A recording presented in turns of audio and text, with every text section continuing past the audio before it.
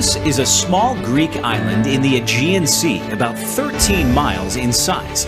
It's a rocky, volcanic island with a coastline shaped like a seahorse.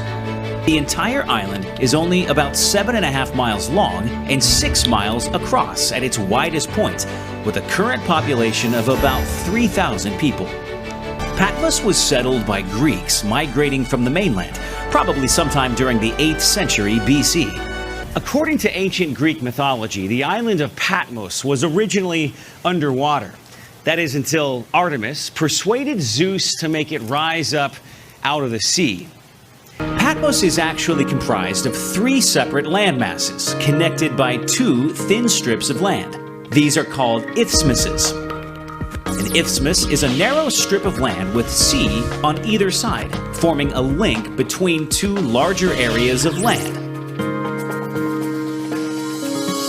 During the Roman period, Patmos was known as being part of the Sporadis Islands, a group of remote islands used to exile or banish people who were thought to somehow be threats to the Roman Empire.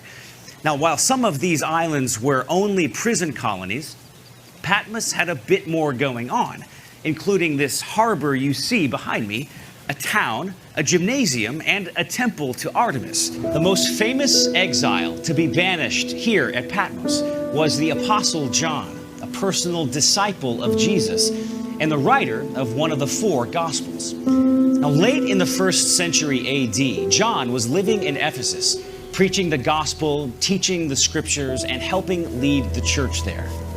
Historians maintain that he wrote his gospel and his 3 epistles from Ephesus and was very outspoken against the pagan worship happening there. This didn't sit well with the Roman Emperor Domitian. Roman historians such as Pliny described Domitian as a violent madman who persecuted Christians. Domitian was also a frequent user of and believer in prophetic omens, and he was one of the few emperors who insisted on calling himself a god during his reign.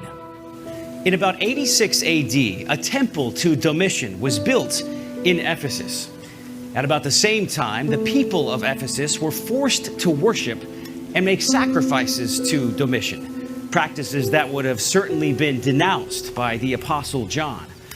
John's opposition to emperor worship, along with his continued preaching of the gospel, eventually reached the ear of Emperor Domitian, prompting him to take action.